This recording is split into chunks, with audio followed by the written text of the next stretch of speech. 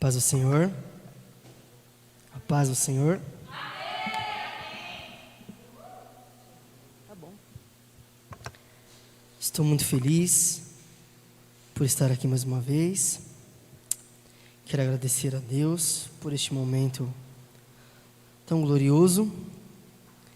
E para a gente não perder tempo, quem tem Bíblia, abre a Bíblia em Atos. Atos, capítulo de número 2, versículo de número 21. Atos dos Apóstolos, capítulo de número 2, versículo de número 21, que diz: E acontecerá que todo aquele que invocar o nome do Senhor será salvo. Versículo 22. Varões israelitas, escutai essas palavras. A Jesus o Nazareno, varão aprovado por Deus, entre vós com maravilhas, prodígios e sinais, que Deus por ele fez no meio de vós, como vós mesmos bem sabeis. Vou repetir o versículo 21. E acontecerá que todo aquele que invocar o nome do Senhor será salvo. Quando lemos Atos dos Apóstolos, a gente vai enxergar algumas coisas que não está dentro da limitação humana enxergar. Porque é Deus pegando homens naturais e movendo a sua mão sobrenatural através da vida deles. Então, quando nós começamos a iniciar a leitura de Atos dos Apóstolos, a gente começa a enxergar que eram homens como a gente somos. Eram homens carnais, eram homens que tinham vontades de parar, eram homens que tinham vontade de desistir, eram homens que quando olhavam para a sua realidade, via que as coisas talvez era impossível de acontecer, só que através da oração, através da intimidade, através da persistência, eles entendiam que eles serviam o Deus do impossível. E por saber que eles serviam o Deus do impossível, eles sabiam que a realidade deles era diferente da realidade de Deus. A visão que eles tinham era totalmente diferente da visão que Deus tinha. Por quê? Porque quando esses homens enxergavam o natural, Deus enxergava o sobrenatural. Enquanto esses homens olhavam para o cenário deles e diziam, é impossível acontecer, eles também sabiam que o Deus que eles serviam era um Deus do impossível.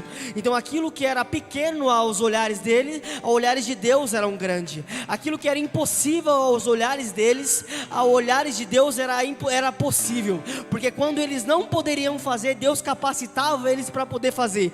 Enquanto eles diziam, nosso cansaço está começando a acontecer, a gente talvez não consegue chegar do outro lado, Deus está fazendo, eu capacito vocês para quê? Para que vocês possam chegar do outro lado. Então a gente vê um cenário de homens que são limitados, porém eles acreditavam em um Deus que era ilimitado.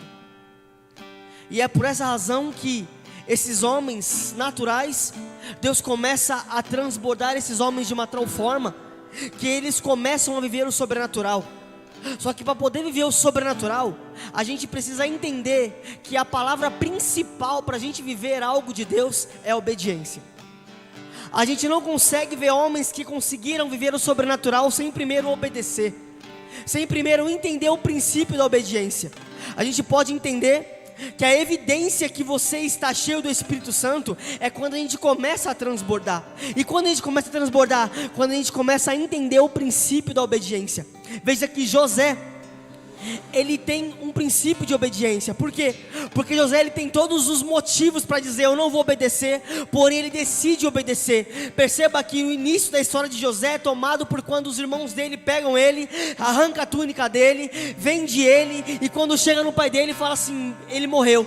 Só que José está fora do cenário, está fora de tudo, mas José decide ainda assim obedecer. José, ele vai para o lugar, ele é preso, mas ainda assim na prisão ele decide obedecer. José, ele é forjado porque alguém vai rasgar as vestes dele vai dizer para Faraó, ele dormiu comigo, ele adulterou, ele traiu, ele fez algo que não está dentro do contexto do nosso palácio. Por quê? Porque ele dormiu com a mulher do príncipe. Só que até então todo mundo sabe sabe que essa mulher estava forjando, estava mentindo sobre um ato, sobre o caráter de José. Por quê?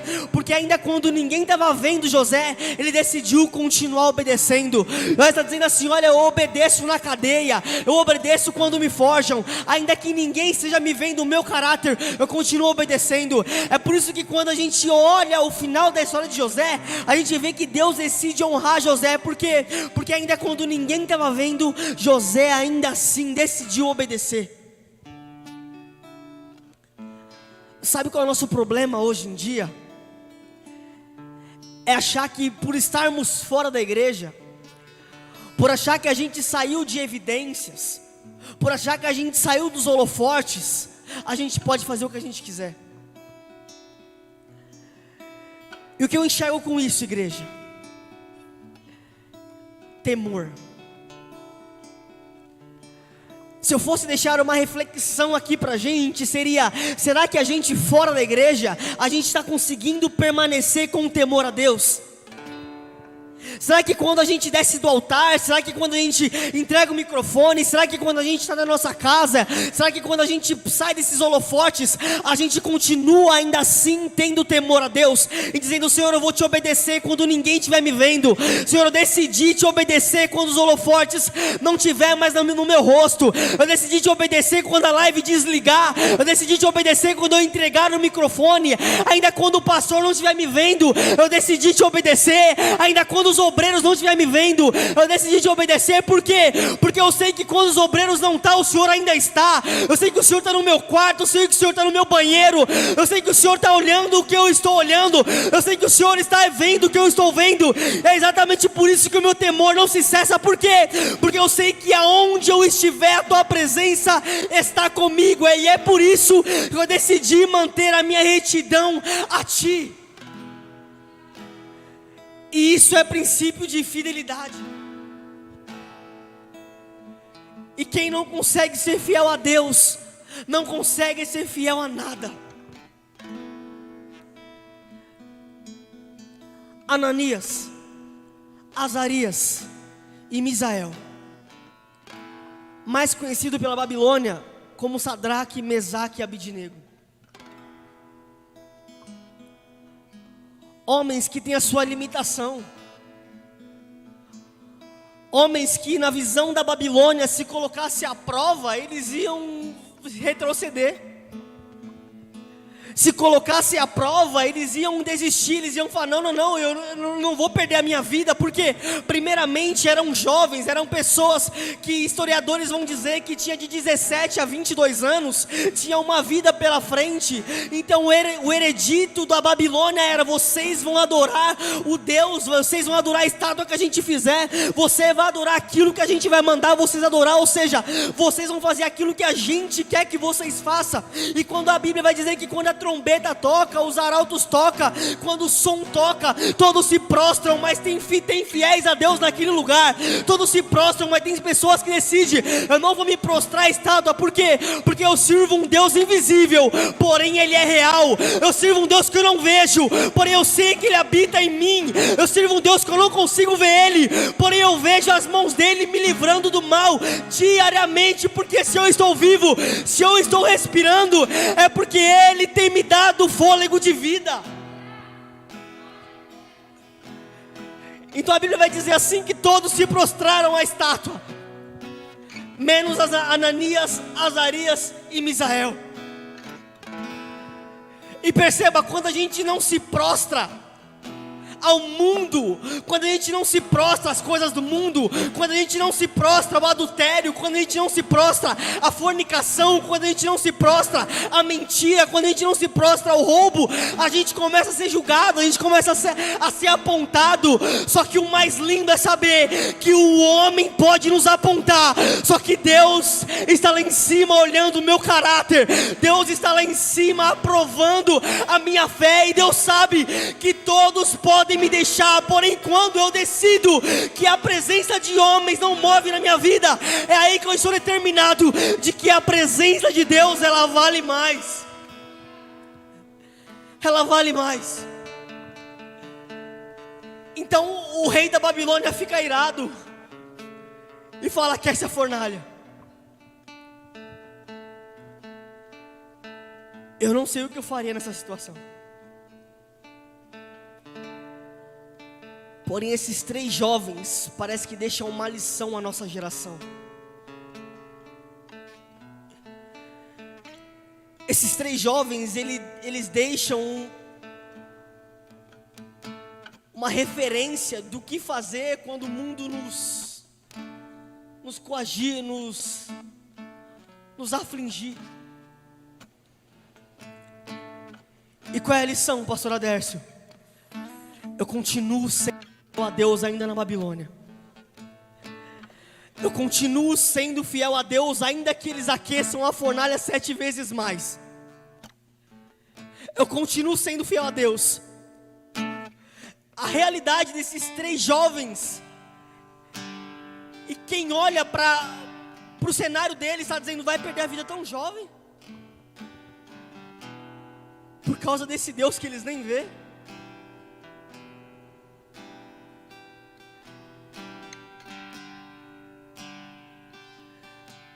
E o veredito do mundo para os jovens de hoje é: não vai para a igreja não, você tem muito ainda o que viver. Não vai para a igreja não, vai curtir a sua vida, você tem o que curtir, você tem ainda muito o que fazer. Não vai para a igreja, não serve esse Deus não vai valer a pena não, porque esse Deus é coisa de velho. Jovem tem que curtir, jovem tem que sair, jovem tem que beber, jovem tem que fazer, jovem tem que acontecer. Só que eles não sabem que no mundo, quem acha que está ganhando, está perdendo. Porém, quem está na igreja, acha que está perdendo, porém está ganhando. Por quê? Porque ai daquele que acha que a nossa vida é somente aqui.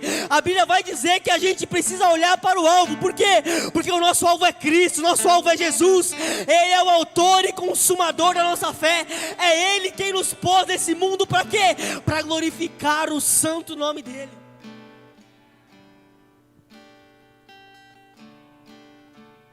Para a gente simplificar a mensagem, jogaram 3 na fornalha, apareceu um 4º homem e livrou eles. Que lindo. Aí. Deus vai me livrar também. Nem sempre. Nem sempre.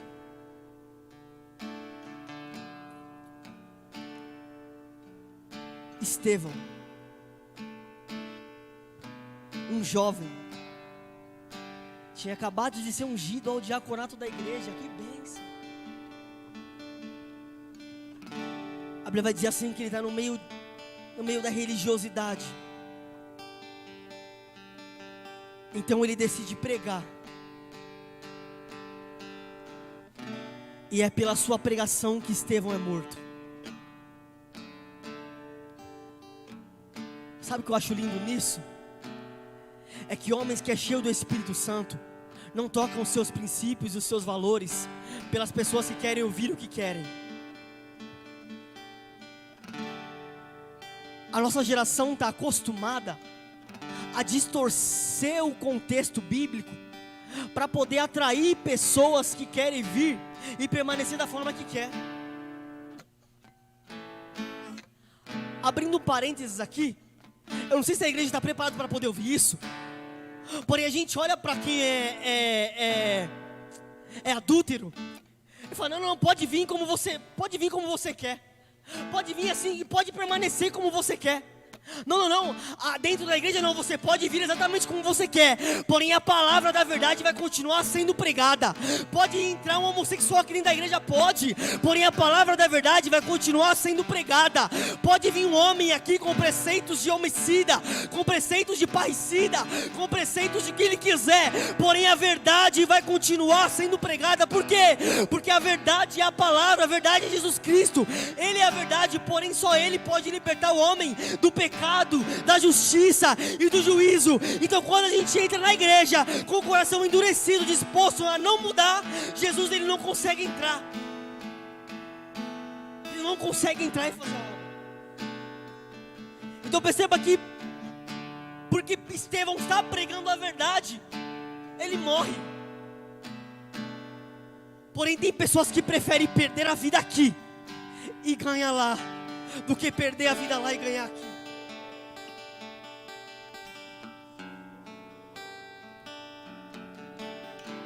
Só que a gente E aqui, eu não sou pastor, mas aqui pega muito nos pastores. Por quê? Porque pastor, ele quer levantar aquelas pessoas que talvez agradou os olhares dele.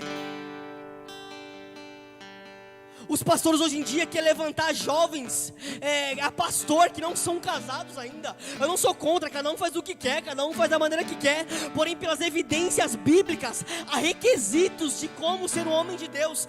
E hoje em dia a gente não está examinando, está levantando qualquer um, ungindo qualquer um, fazendo qualquer um. E é isso que está destruindo a igreja hoje. É por isso que muita igreja é mal falada. É por isso que muita igreja, quando vai olhar o caráter da igreja, vai difamar. É por isso que o mundo está difamando muitas igrejas. Por quê? Porque a gente não está avaliando os requisitos da Bíblia para poder levantar homens. E perceba que Atos, no capítulo de número 6, ele vai dar requisitos do que é um homem de Deus. Ele vai dizer: o homem de Deus é um homem de boa reputação. E aqui pega, por quê? Porque a gente às vezes não tem boa reputação e acha que a gente é um homem de Deus. O que é boa reputação, Fabiano? A gente sabe que às vezes tem pessoas que vêm para nos difamar. É levantada pelo Satanás mesmo, a gente sabe. Mas uma pessoa de boa reputação, as pessoas podem apontar você, porém quando elas vão te examinar, ela não enxerga nada do que estão falando. Elas não conseguem enxergar. Um certo tempo alguém foi me difamar para alguém, dizendo: cuidado com ele. Ele fala muito de fulano, Bertano e Ciclano. E aí eu ouvi a história. Aí chegaram em mim e falaram assim: Fabiano, o que você acha de fulano, Bertano e Ciclano? Eu falei: bênção. Homem de Deus, homem de oração. Já tive intimidade com ele. Aí ele falou assim: nossa, é lindo ouvir isso de você, porque o que ele veio me falar de você é totalmente oposto do que eu não sabia de nada. Naquele momento eu olhei e falei assim: Deus justifica. Por isso que é bom a gente ter boa reputação. Boa reputação não somente dentro da igreja, mas na nossa casa é bom a gente ter boa reputação. No nosso trabalho é bom a gente ter boa reputação. Nas festas da família, no meio secular, é bom a gente ter boa reputação. Por quê? Porque tem pessoas que se desviam quando tocam um funk. Tem pessoas que se desviam quando tocam uma música secular. Só que nós não, nós somos pessoas de boa reputação. E quem é pessoas de boa reputação carrega a presença, é cheio do Espírito Santo, é cheio da glória de Deus. Pode tocar o que for, pode tocar alto o que for, eu sou carregado pelo Espírito Santo de Deus, e eu não me prostro a outros deuses.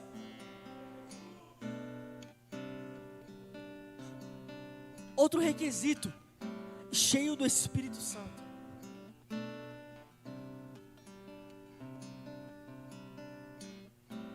É simples. Tem segredo? Tem. Quanto mais próximo eu for do Adércio, mais eu vou me parecer com o Adércio.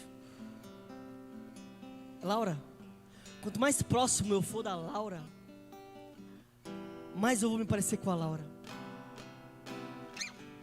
Agora eu vou simplificar. Ser cheio do Espírito Santo é isso. Quanto mais próximo eu for do Espírito Santo, mais parecido com Ele eu serei. E talvez você está dizendo: não, o que é homem ser cheio do Espírito Santo? É falar em línguas, é pular no culto, é rodar, é dar cambalhota. Não, cheio do Espírito Santo é ser próximo dele. É quanto mais próximo eu for dele, mais eu me pareço com ele. E quando alguém me vê, vai dizer: não, esse aí é cheio do Espírito Santo. Esse aí, quando ele passa, a gente consegue sentir o cheiro do Espírito, a gente consegue sentir a presença de Deus, a gente consegue sentir a unção ecoar nesse lugar. Por quê? Porque ele é cheio do Espírito Santo. Ele é cheio do Espírito Santo. O terceiro requisito que Atos 6 dá é homem cheio de sabedoria. sabedoria é diferente de conhecimento. Quando eu conheço, eu tenho uma informação. Quando eu tenho sabedoria, eu tenho a prática da informação. Tem muitas pessoas que têm informação disso daqui, mas não tem sabedoria para isso daqui. Tem muitas pessoas que têm informação de quem é Cristo, porém não têm o discernimento de ter a sabedoria de Cristo. Informação é totalmente diferente de sabedoria. E lembrando que aqui a gente está falando de Estevão, um homem que foi morto a pedradas pelo que pregou. E Paulo ele vai dar uma lição em 1 Coríntios capítulo de número 4. Porque ele vai falar sobre o caráter, capítulo 2. Porque aqui ele vai falar sobre o caráter da pregação. Porque tem gente que sobe no altar e parece que não sabe discernimento de pregar. Testemunho é bom, testemunho é legal, testemunho é legal. Porém testemunho ele edifica a fé. Porém testemunho não alimenta para os dias da batalha. O que alimenta você para os dias das batalhas é Bíblia. O que alimenta você a enfrentar o mundo é Bíblia. O que te alimenta a enfrentar as circunstâncias difíceis é a Bíblia, é somente a palavra. É somente a palavra que vai te fortalecer espiritualmente, para no dia quando o pecado bater na sua porta, você olhar para ele e dizer, não vou cair não. Por quê? Porque eu estou alimentado, eu tenho discernimento, eu tenho a alimentação da palavra de Deus. E quem é alimentado pela palavra de Deus não se corrompe com o pecado.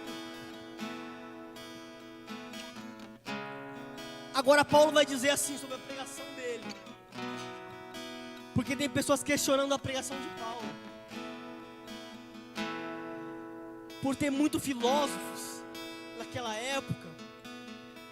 Os filósofos eles pregavam de uma tal forma, ou eles ministravam ou palestravam de uma tal forma que eles conseguiam invadir a emoção das pessoas, de uma tal forma que as pessoas acreditavam naquilo. Então estavam confundindo Paulo com filósofos.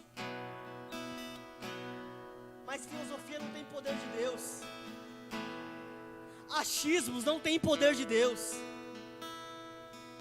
Agora Paulo vai escrever assim, a minha palavra e as minhas pregações não consistiram em palavras persuasivas,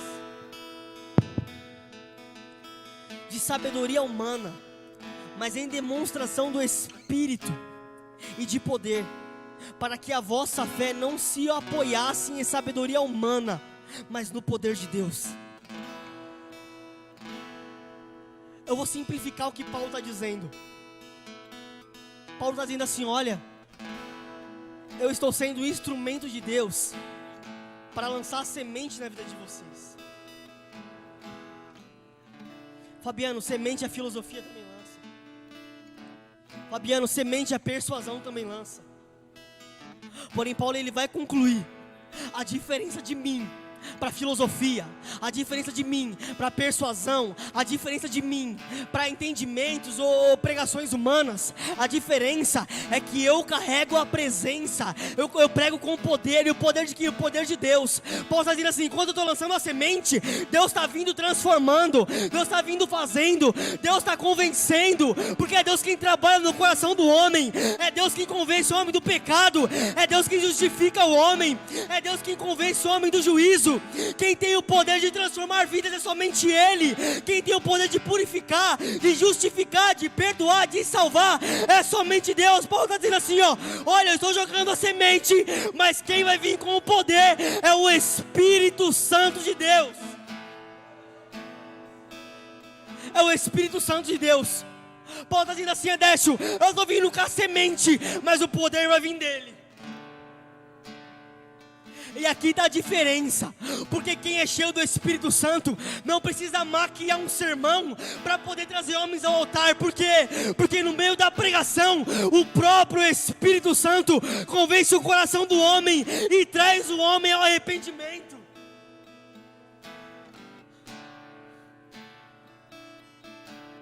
E no capítulo 4, versículo 20, ele vai dizer: pois o reino de Deus não consiste somente em palavras, poder, mas em poder. Porque o nosso Deus não é um Deus somente de palavras, Ele é um Deus de poder. E aqui como filhos, será que a gente está transbordando do Espírito Santo? Será que quem chega perto da gente está adquirindo mais do Espírito Santo ou mais do mundo? Jesus nos chamou para ser filhos da luz, não das trevas.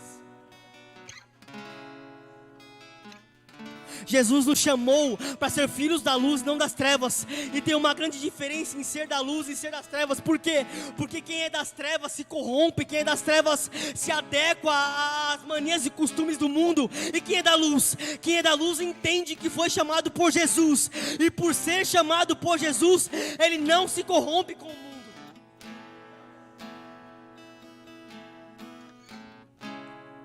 E aqui forma um divisor de água, pastor, entre a religiosidade e o verdadeiro cristianismo. Porque a religiosidade mostra alguém que você não é. Porém o cristianismo, ele esmiuça o seu coração e começa a transformar em alguém que você é com a presença de Jesus. A única diferença entre a religiosidade e o cristianismo é que a religiosidade mostra a máscara, ele é estampado por máscara. Porém o cristianismo, ele mostra quem você é, puro e simples. E você fala, me transforma Jesus. Você fala, me transforma Deus. Você fala, eu preciso mais da tua presença. Você começa a mostrar que você é um homem falho. Você começa a mostrar as suas fraquezas, as suas fragilidades, a fim de que Cristo, Ele mesmo, venha te transformar. Porém a religiosidade, ela mostra que você não precisa de transformação, que você pode continuar da mesma forma que você está.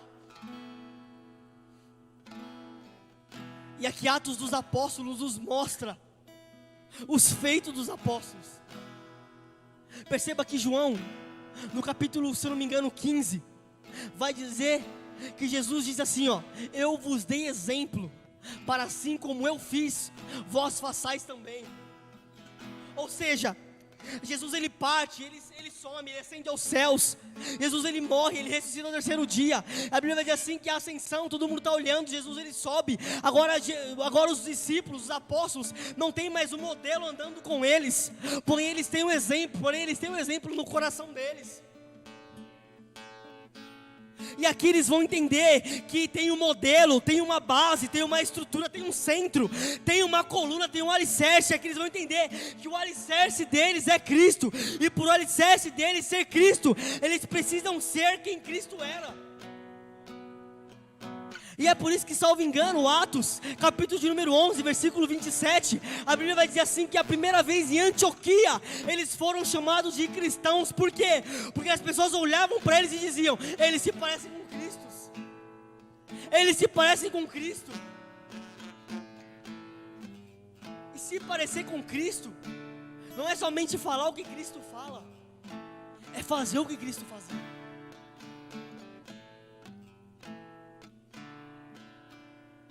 A gente é tomado por uma visão de conformismo. É normal na igreja não ter mais conversão de vidas. É normal na igreja não ter mais cura. É normal na igreja não ter mais libertação de demônios. É normal. Só que a Bíblia me mostra evidências de que isso é o poder sobrenatural de Deus. Então quando numa igreja não tem mais conversão de vidas, quando numa igreja não tem mais cura de enfermidade, quando numa igreja não se prega mais o reino, quando numa igreja não se liberta mais os cativos, essa igreja perdeu o poder de Deus. Perdeu o poder de Deus. Agora perceba, Atos capítulo de número 10 vai dizer: sabe também que Deus ungiu a Jesus de Nazaré com o Espírito Santo e com poder. Então Jesus foi por toda parte fazendo bem e curando todos oprimidos pelo diabo, porque Deus estava com ele.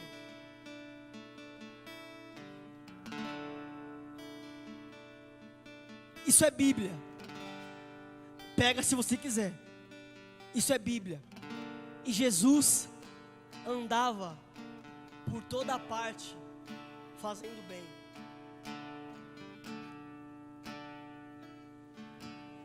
Eu vou repetir para você aí de casa entender. E Jesus andava por toda parte, fazendo bem. Esse é o Jesus que carrega o Espírito Santo, o mesmo que a gente carrega.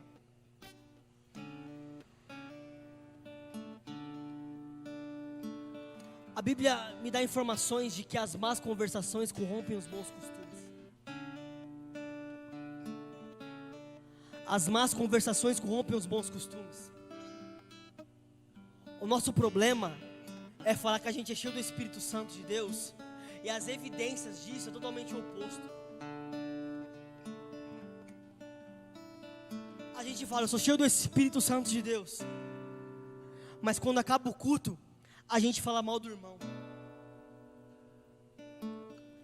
A gente é cheio do Espírito Santo de Deus, mas como pastores, a gente mais mata do que fere, do que cura. A gente é cheio do Espírito Santo de Deus, porém a gente olha para o nosso cenário e fala, não tem nenhum problema não, dá o jeitinho brasileiro. Tem problema sim, porque quem é cheio do Espírito Santo de Deus não dá jeitinho brasileiro não. Não dá jeitinho brasileiro. E o que eu acho lindo em ter Jesus como modelo, é que Jesus sabia de uma coisa, ele tinha convicção da fé dele. Ele não trocava a fé dele por 5 minutinhos com coisas banais, com coisas inúteis. É por isso que Jesus, ele é hoje o homem mais cheio do Espírito Santo. É por isso que Jesus hoje é o homem mais conhecido do mundo. Por quê? Porque ele era cheio do Espírito Santo. Ele não trocava um momento por uma vida. Ele não trocava nada. Ele não trocava princípios. Ele não trocava valores. Por quê? Porque ele sabia quem caminhava com ele. Ele sabia. E se a gente olhar a vida dos discípulos, a gente vai ver que eles também caminhavam com o Espírito Santo. Por quê? Porque eles também são modelos.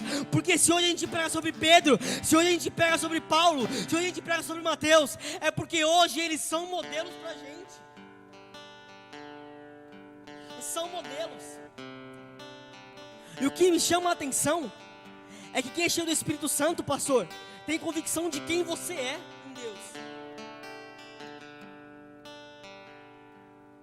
Em certo momento, Jesus ele cura alguém, e os religiosos, os fariseus, vão olhar para ele e vão dizer, você expulsa demônio por Beelzebu.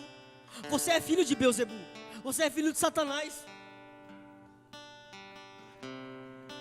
E na nossa vida, na nossa trajetória, a gente às vezes precisa de parar de ouvir o que o homem está falando, para poder começar a ouvir o que Deus está falando para a gente.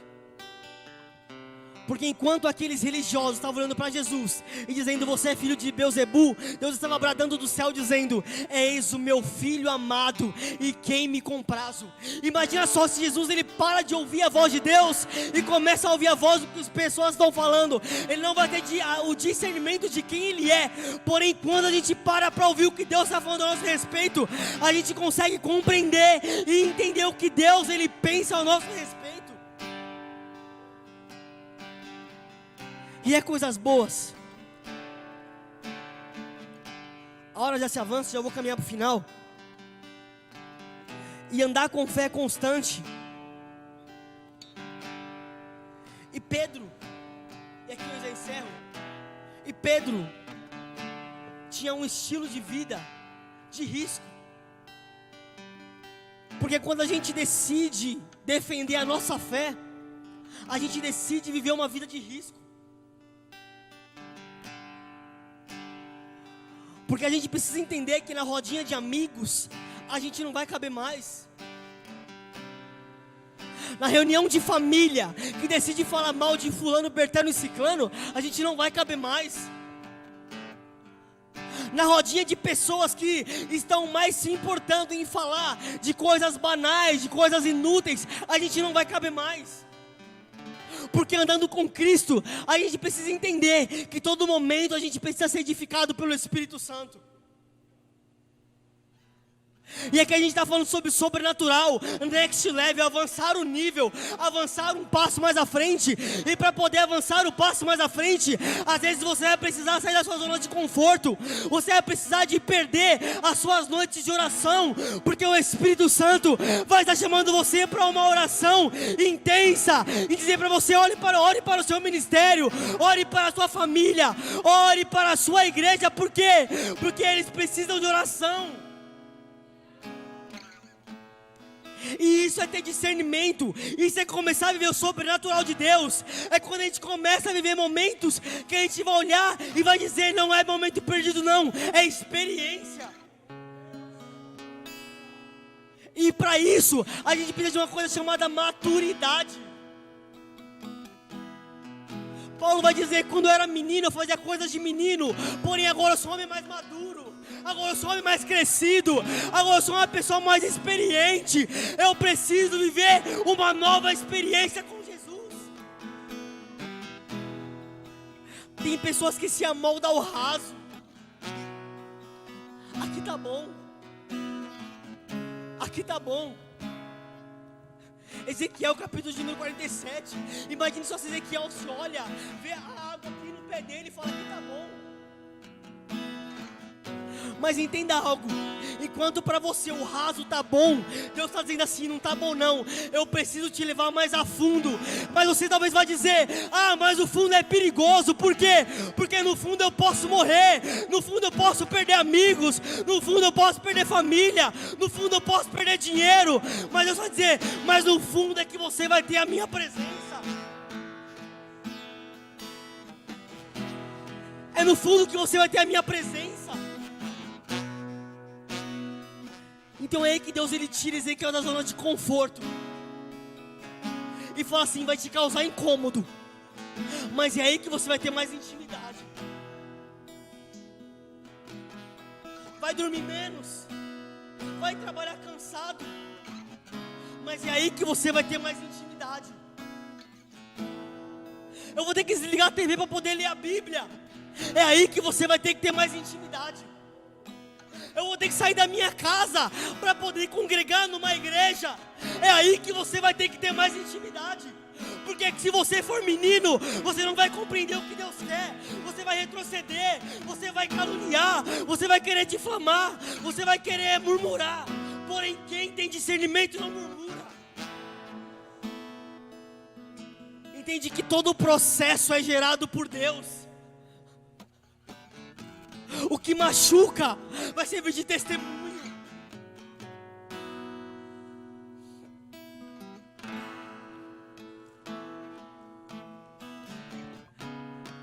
Aqui eu encerro, pode vir, pastor Aderson. Eu só vou contar um testemunho aqui. Um certo dia, um pouco tempo atrás, estava conversando com o pastor Aderson agora referente a isso. Eu falei assim: não quero mais saber de igreja.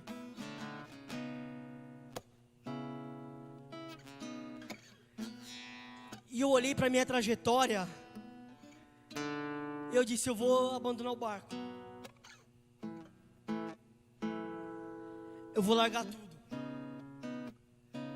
Em outras palavras, como diz a Midian Lima, eu vou largar a rede e vou parar. Vou desistir. Isso não é para mim não. Lá no mundo a gente é bem quisto, a gente é bem visto. Na igreja parece que as coisas se afunilam um pouco. Então eu falei: vou parar de ir para a igreja, desisto. Um certo dia eu decidi visitar uma mãe de santo.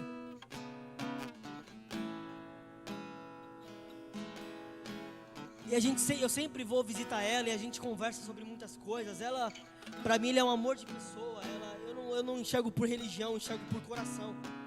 E se a gente olha o coração daquela mulher tem um coração gigantesco, um coração acolhedor, e eu amo aquela mulher de coração. Mas eu não sabia que naquele dia eu teria um encontro com Deus, quando eu disse que eu iria parar. E aquela mulher era a minha última expectativa de que Deus iria usar. E quando disse que eu iria parar e largar as minhas redes e parar com tudo, Deus usou a boca daquela mãe de santo para dizer para mim que Deus tinha um projeto lindo na minha vida. Deus tomou a boca daquela mulher para poder dizer assim, que o meu ministério ainda estava de pé, porque eu não era sustentado por homens, eu era sustentado pelo Espírito Santo de Deus.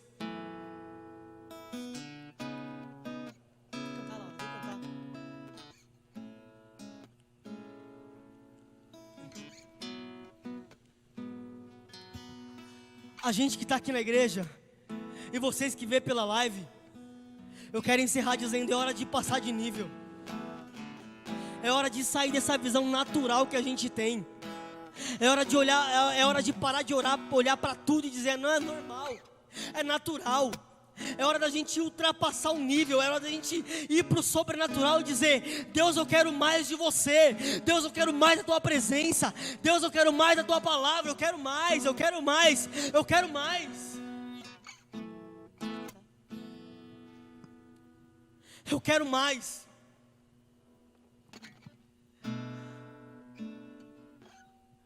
Vamos colocar de pé, por favor. Coloca a mão no nosso coração, assim, ó, coração. Para você que está vendo a live aí agora, se desliga de tudo que você está vendo nesse momento. Se desliga da televisão, se desliga das redes sociais, do Facebook, do Instagram. Eu quero orar pela tua vida. E nessa oração você vai dizer: Senhor, eu preciso de salvação. A minha casa precisa de salvação. A minha família precisa de salvação. O meu cenário precisa de salvação. Você precisa entender o mover sobrenatural de Deus. Deus não se limita ao que você acha. Deus não se limita ao que você pensa. Deus, Ele faz a hora que Ele quer, quando Ele quer, da forma que Ele quer, porque Ele sabe o melhor. Espírito Santo de Deus, nós pedimos nessa noite, Pai, que o Senhor entre com providência, Pai, sobre a vida de cada um que está inserido neste lugar. Espírito Santo, opera, Pai, nessa igreja, Pai. Opera os seus sinais, as suas maravilhas, os seus prodígios, os seus milagres. Levanta, Pai, o pastor Adécio e a Núbia, Pai, como um canal de bênção para este lugar, Pai.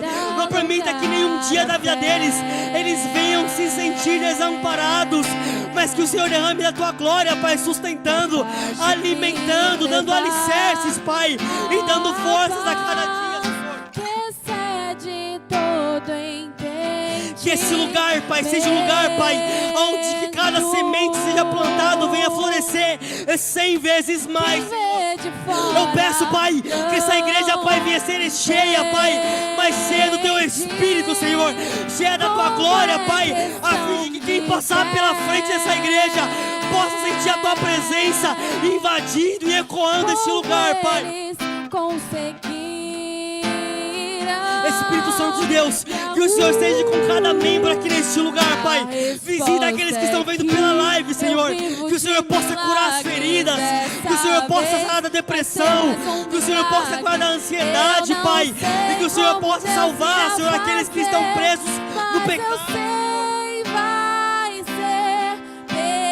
Pai, eu oro, Senhor, e lanço semente, mas o poder sobrenatural vem do Senhor, Deus. Então eu peço, Pai, mova as tuas mãos, Pai. Mova as águas, Pai, neste lugar, Pai, a fim de que haja cura, Senhor, e libertação, Pai, nessa casa, Senhor.